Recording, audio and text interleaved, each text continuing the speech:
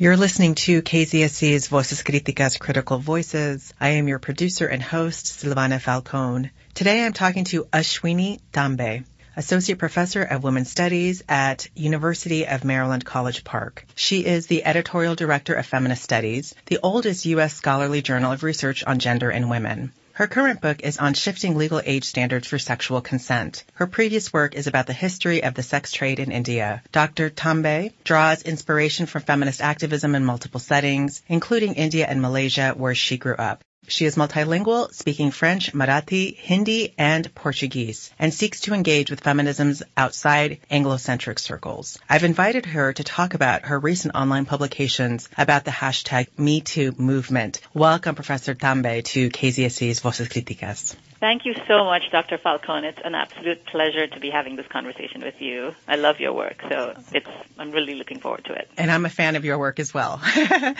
So tell me, why did you feel compelled to write these important online pieces about sexual harassment and sexual violence? Well, I think perhaps like you, being a feminist academic, these topics, thinking about sex and power, has been our bread and butter for such a long time that it felt really important to engage now that it was a national level conversation, or indeed a conversation that people were having around the globe. So some of the questions that I kept asking myself were, why now? Why is this happening now? And what exactly is happening? And how can all these decades of feminist thinking inform the conversation? So I did feel that as a women's studies professor, it was important to at least get my thoughts down and send them out. And I've been submitting my work to multiple outlets and did manage to have some luck, but certainly it's high time that women's studies professors were also listened to. I think that's an excellent point, because I'm always troubled by the fact that women's studies scholars and advocates are not all over the news coverage. When they're talking about the movement, they're not talking necessarily to advocates and activists and other scholars. Yeah, absolutely. And so I don't know if you've had this experience, but at various points I felt a little bit troubled by the simplistic renderings of feminism that I've seen in the stories about sexual harassment. So, for instance, thinking that it's simply a matter of whether people say yes or no to requests for sexual favors, when for such a long time we've been paying attention to how consent works in these really complicated ways, how power is expressed in ways that can exceed very individual contexts. I think that kinds of work that we've been doing in exploring gray areas aren't quite making it to prime time. So I would really like to see the range of feminisms explored so that it's not just one version that makes it. I completely agree that there is something so simplistic about the analysis that I feel like sometimes those of us who have been engaged in these issues of violence against women in all of its forms are kind of pulling our hair out. Yeah. It's simply about a removal of the perpetrator, and it's not actually a larger conversation around the culture. Exactly.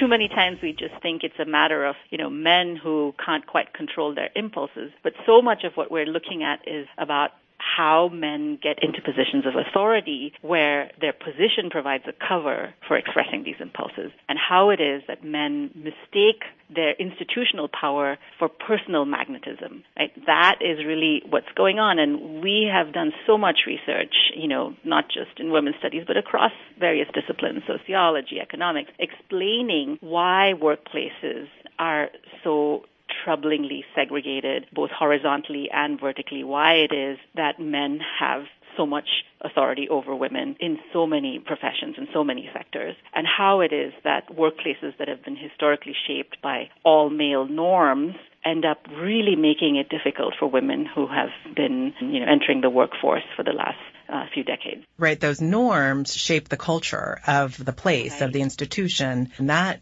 to me, is what's sorely missing in the conversation, is pretty radical shift in culture and how we think about not just workplaces, but all kinds of public spaces as well.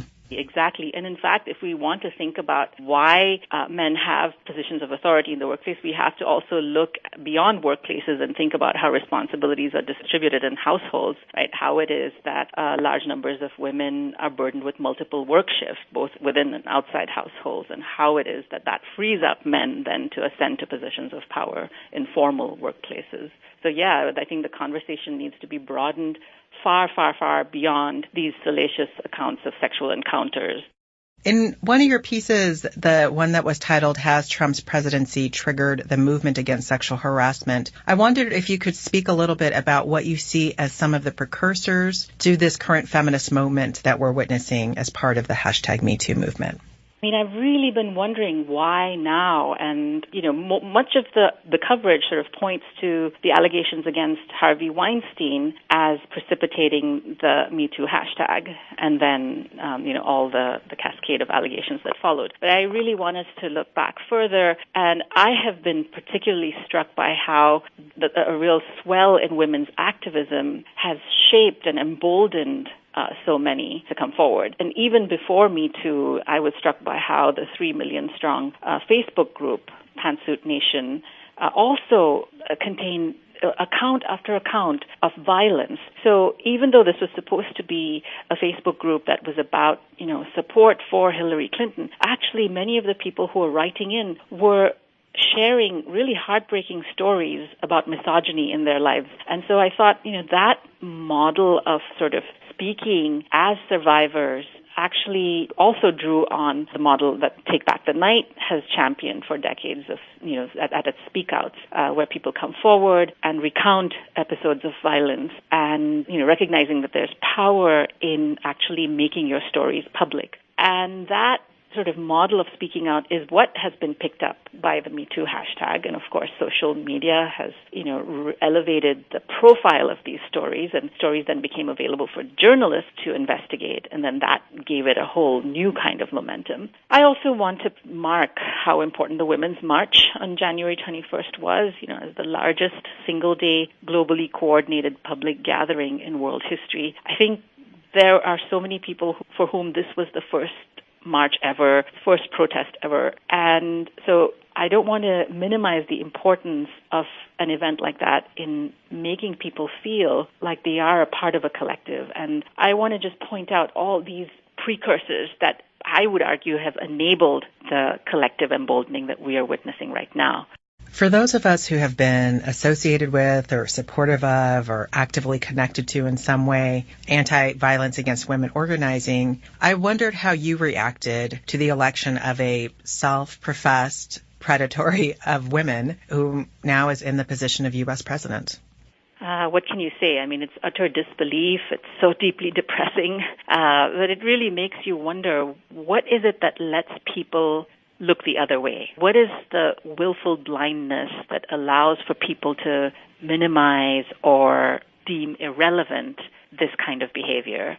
Sometimes I think it's like an emperor's new clothes phenomenon where, even well before the elections, when we heard about accusations, not just of sexual harassment, but also of assault, and yet people didn't seem to be taking them seriously. They didn't seem to be according them enough importance. And it was as if there was a problem that was in plain sight, but nobody wanted to actually be the first to speak about it or make a big deal of it.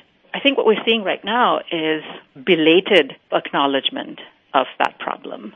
My personal reaction is that, well, it's high time that we started taking the allegations against Trump more seriously. I remember being at NWSA, the National Women's Studies Association in Montreal, a couple of days, 48 hours after the election. And I remember many of us sort of in a daze, just couldn't believe what was going on. Absolutely, yeah. And I remember being in this session with Maria Lugones, and people are struggling to express how they're feeling. And she just said, no words. That there are actually no words for this. And to me, when she said that, it just became such a release because I was struggling to find the words. And there really were no words to describe how many of us were feeling, to have someone so blatantly, explicitly, openly, talk about women in very degrading and to have these accusations of sexual harassment and assault as well. I know. Absolutely agree. And what also is unspeakable is the effect it's had on people who are survivors of sexual trauma. So, there are students in our department, and I've been reading about how much therapists and counseling centers are also dealing with the flood of patients who are now seeking additional help with processing these past experiences, because what Trump has done is triggered for so many people memories that are unpleasant that they now have to face again. So, on so many levels,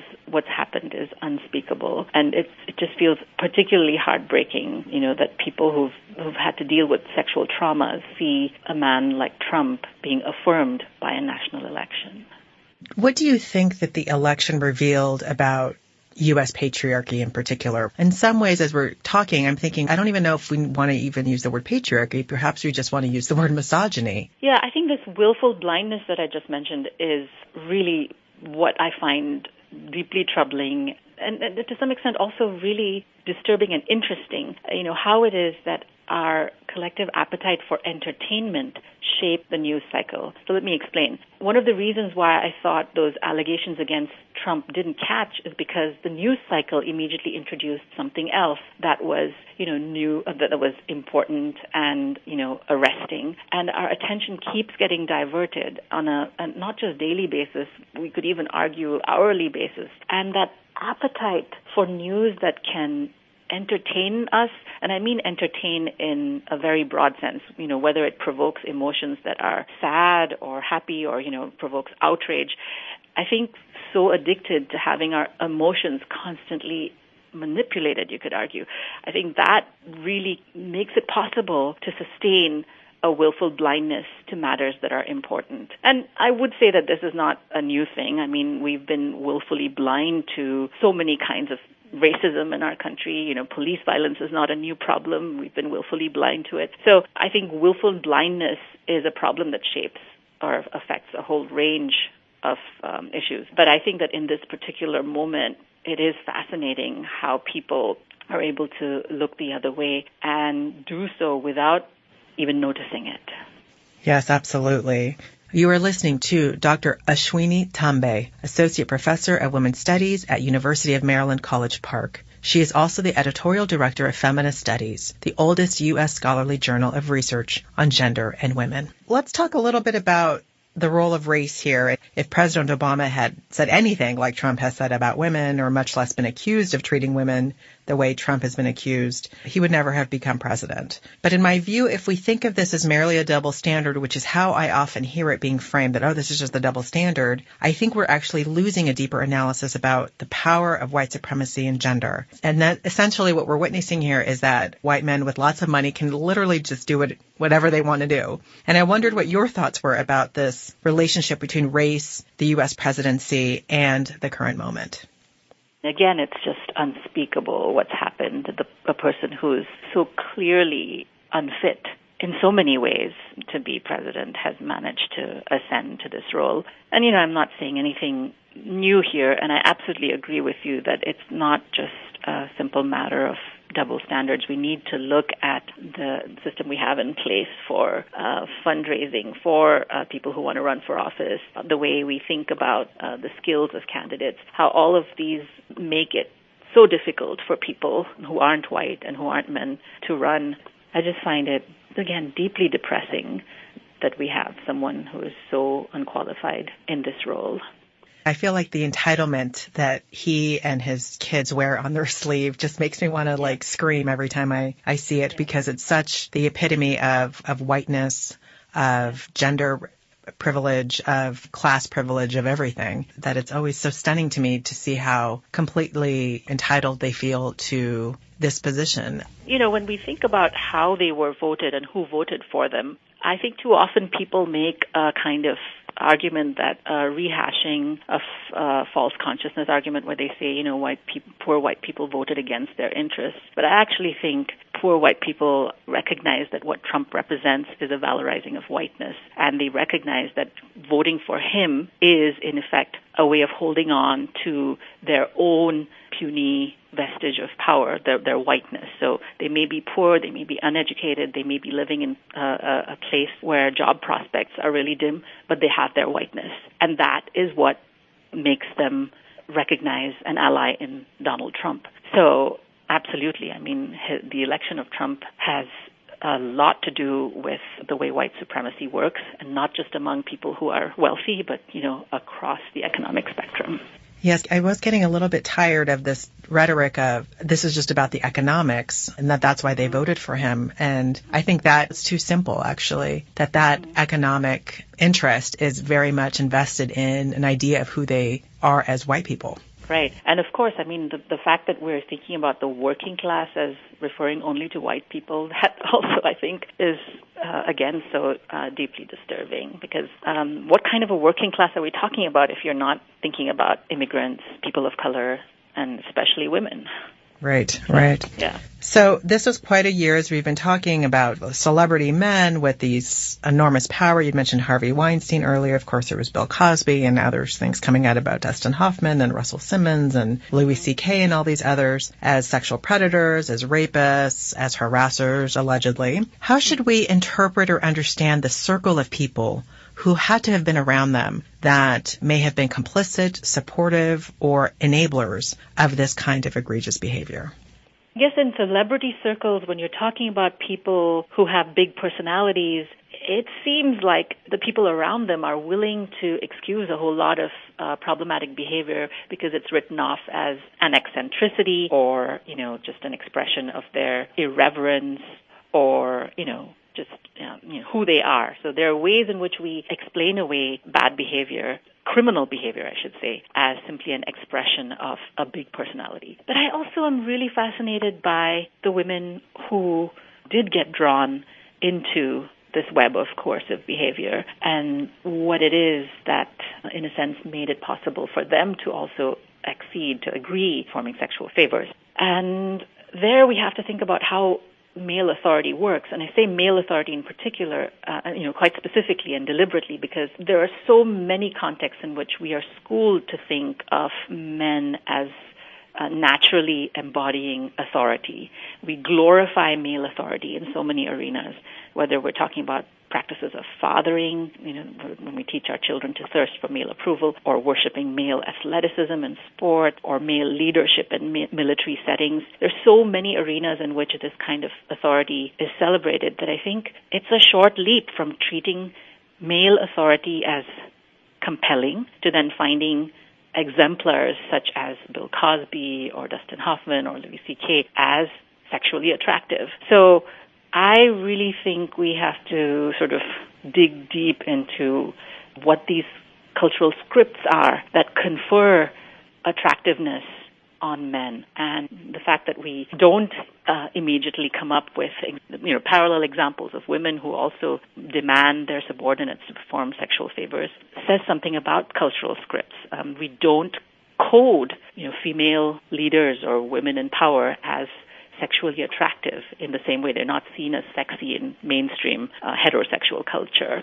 So I really think we need to be talking about these cultural scripts. And those cultural scripts are very much tied to structures of power. And so I wondered if we wanted to think about that a little bit, how this cultural reckoning can't be just focused on the individual Bill Cosby, Harvey Weinstein, and other celebrities whose names come up, but that actually the circle of complicity is not just about the people. It's also about institutional structures that are built and based on these cultural scripts that you are referring to.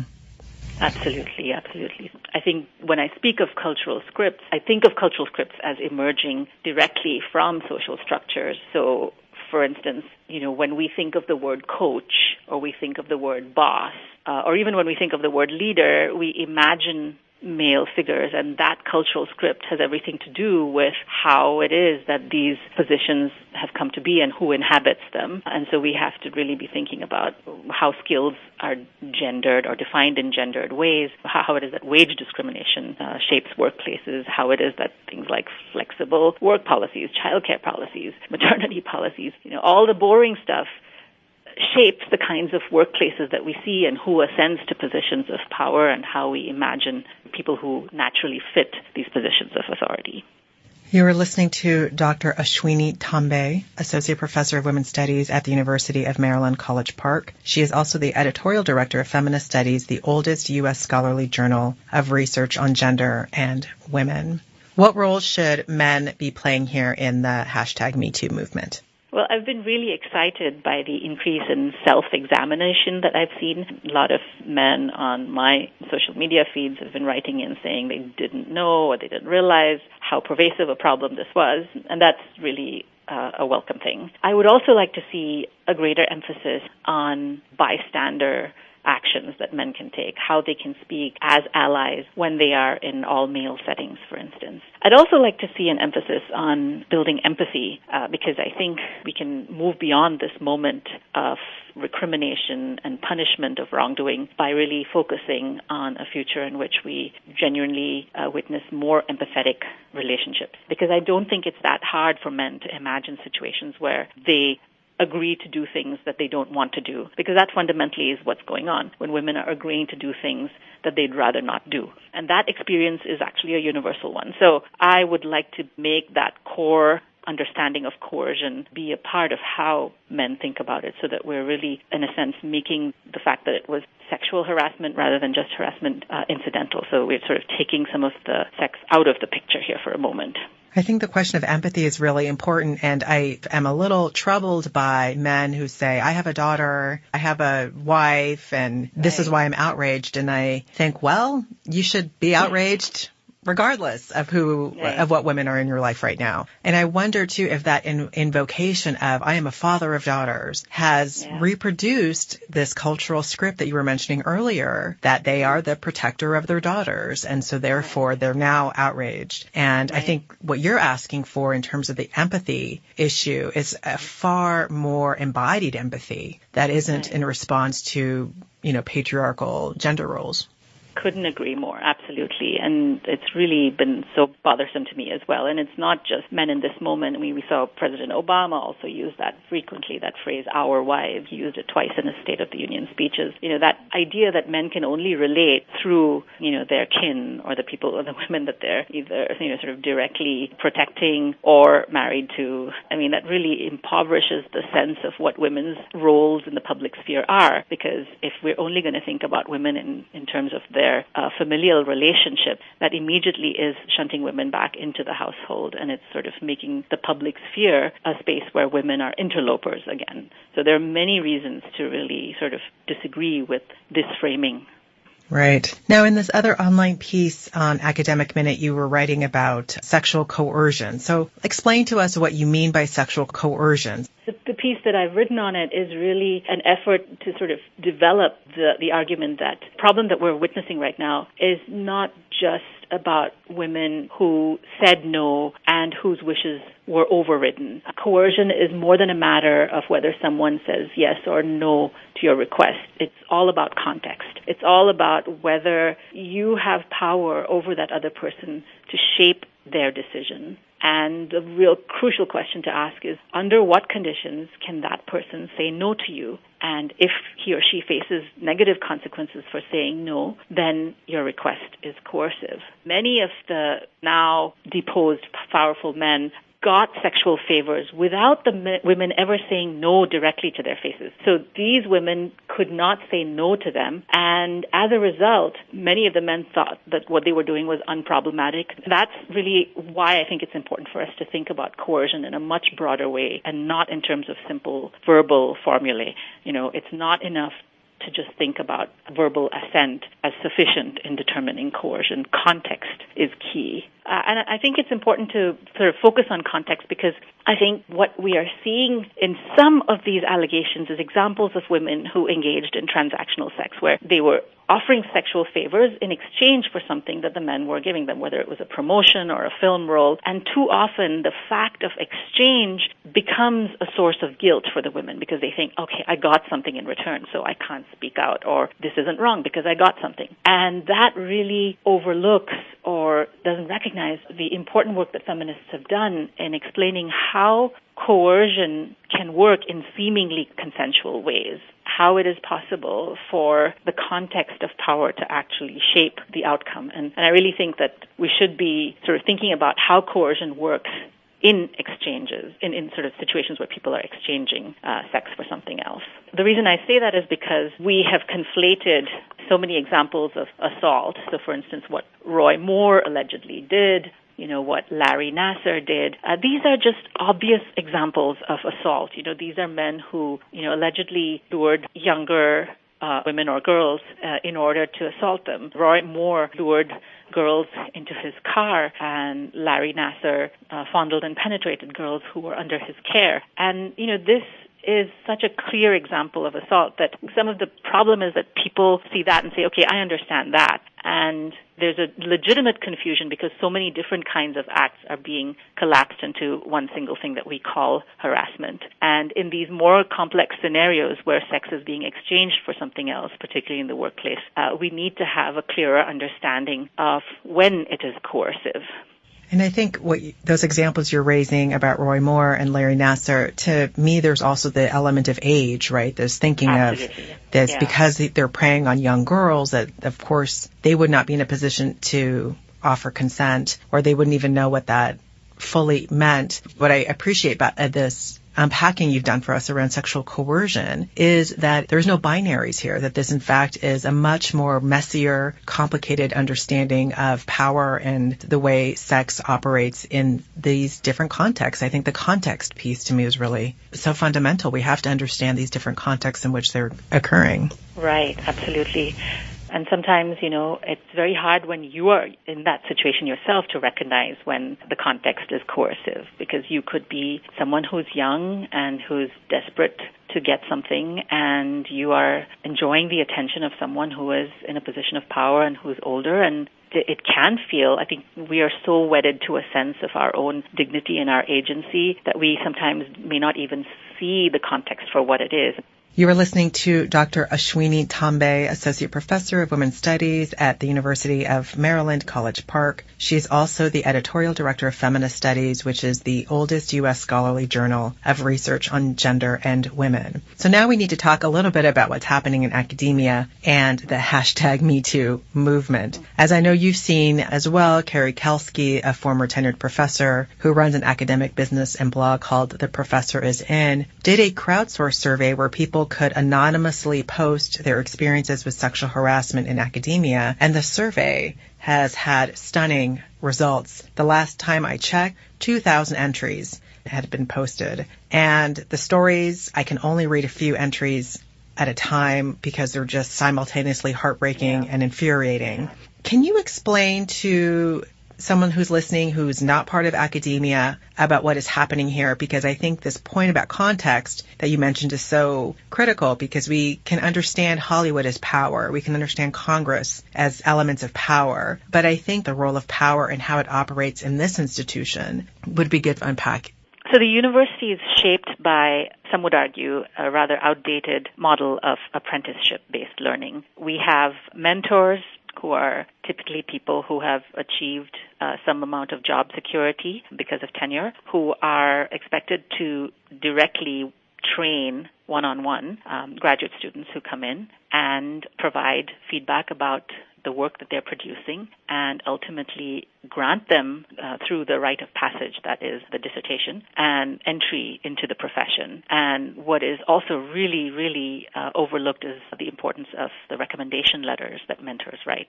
So mentors, academic advisors, the people who in graduate school play the role of the chair of dissertation committees, have enormous power over the students who are their advisees. And what is perhaps similar to many of these other stories that we've been reading about celebrities is that mentors and, people who are advisors also have their skills mystified. Their power is treated as mysterious. We never see them at work when they're doing their research or their writing. Too often students actually don't read the poor drafts that their professors are working on. What they see are the shiny published articles that come out or the books that come out. So in many ways, their own skills are mystified. And as a result, we have these powerful, charismatic figures who have enormous amounts of power to shape the futures of their students. And it's a situation that's ripe for abuse. And it's not that different from, I would argue, settings such as in the arts, when you have, talented maestros or people who are leaders in their profession who are bringing on disciples. I think that it's not at all a surprise that we're seeing so much of a response to this survey, and I agree with you. So much of it is heartbreaking, and it angers me. And yet I'm sure you know that, from just your experience, having been at the university and seeing the colleagues around us, that it's completely not surprising. Absolutely. There are the academic celebrities that people are following and sort of enamored with and want to be near, because we do have celebrities and superstars in academia, and they kind of reach this level of untouchability. And faculty close ranks so often. Absolutely. When someone is accused or when there's a complaint, the posture that most colleagues take is one of defending their own. And it's so difficult, particularly, I think, for women professors who typically have been the ones to speak out against these kinds of abuses. They get shunned by their colleagues, or they get marked as difficult or unreliable colleagues. There are so many ways in which this system is really messed up. Yeah, I agree. I wondered if you had any final comments that have come up for you in our conversation?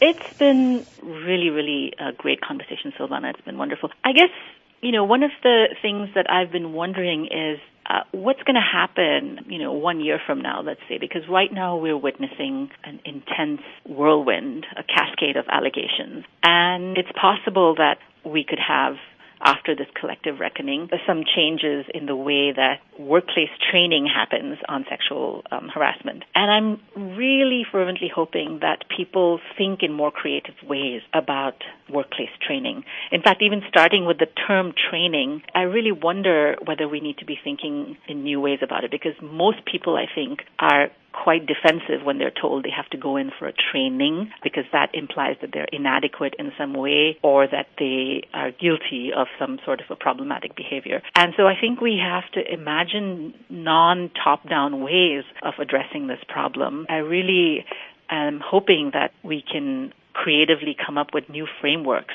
for having these conversations, so that it's not a matter of people being shunted into offices and being told and scolded and sometimes being told things that they're already familiar with. So a much more non-standardized, you could even say customized approach to this problem is what we need.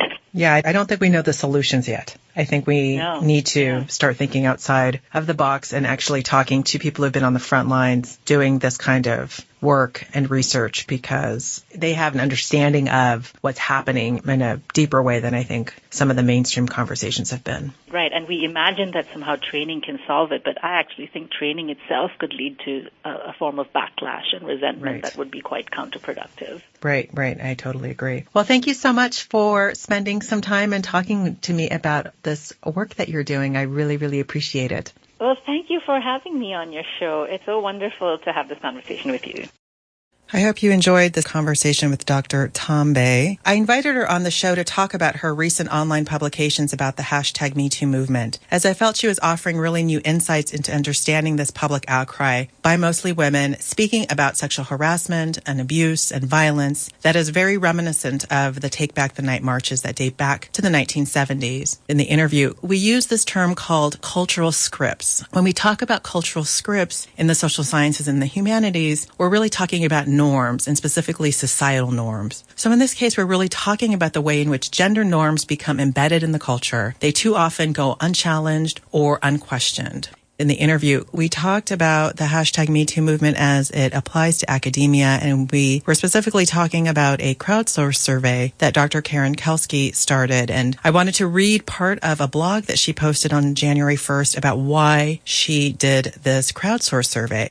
The title of the blog is called "When Will We Stop Elevating Predators?" And she says here, first, let me explain the survey document. It is a non-scientific, crowdsourced survey aimed at gathering anonymous stories of sexual harassment in academic settings. I intentionally left the definition of quote-unquote sexual harassment open. Contributors may share anything that they feel merits inclusion. My goal was not to execute a research study, but to make visible the unacknowledged scope and scale of the problem of sexual harassment in academia, in the aggregate, with complete anonymity for all who participate. I also hope the survey would help victims know they were not alone and raise awareness about the scourge in academic settings. She goes on to write, quote, almost every single one of the hundreds of stories in the spreadsheet show abuse perpetrated by those in power against those advised or supervised, personally or institutionally. In a tiny fraction of the cases, about 3%, the perpetrators were women, and in an even smaller percentage, the victims were male. The abuse can happen along LGBTQ lines, as a handful of stories show. Of course it can. The abuse can occur at any time one party has almost total power over the other party and uses that power to extract sexual access. In a heteronormative patriarchy, the white men at the top constitute the overwhelming majority of perpetrators. Truly grotesque is the range, scope, variety, and at the same time, numbing repetitiveness of the attacks of senior men or on junior women, particularly women of color, that this survey has revealed. I myself, as I mentioned in the interview, could really only read a couple of entries at a time from this crowdsourced survey. They really are very, very upsetting, very, very disturbing. Let me continue with a couple more things that she wrote here on the blog that I think merit mention. She says the survey shows that these incidents occur at every type of academic institution and in every discipline. While the humanities are most widely represented in the survey, I believe that's an outcome of my humanities-leaning readership. There isn't a corner of higher education that is somehow immune. Now, Dr. Kelsky is an academic coach. She's no longer a tenured professor, but she serves in this other new kind of professional role. So that's why I think a lot of her clientele and a lot of people who seek out her advice are from the humanities, but she's absolutely right that this is not humanities-specific problem. She goes on to write, and let me be clear, sexual harassment in academia is a spectrum that ranges from rape, assault, battery, and stalking to looks, hand-brushing, and innuendo delivered just on the edge of plausible deniability. But contra Matt Damon, all of these behaviors do incalculable harm. Often the harm isn't apparent until later. Part of being socialized in a patriarchal society is a mechanism of internalized gaslighting, in which women are conditioned to second-guess themselves, to doubt, to minimize, to do the emotional labor of both diffusing situations and reinterpreting them in such a way as to exculpate their harassers by squinting in just the right way to make plausible deniability, well, plausible. The stories reminded me of a 2012 post written by a blogger named Cliff Pervo-Crossi about what the author called, quote, the missing stair logic. The missing stair was a man in the blogger's social circle who was known to be a rapist, but who was actively and intentionally protected by some people. Aside from his active protectors, there were others who treated him, quote, like a missing stair, like something you're so used to working around that you never stop to ask, quote, what if we actually fix this? Eventually, you take it for granted that working around this guy is just a fact of life. And if he hurts someone, that's the fault of whoever didn't apply the workaround correctly. The missing stair logic can be imposed by women as well as men because, as Bell Hooks reminds us, patriarchy has no gender. So hundreds of the accounts I've received talk about female senior professors doing no more than warning their young female mentees to play along to get ahead, or at best to, quote, try and avoid a certain male professor.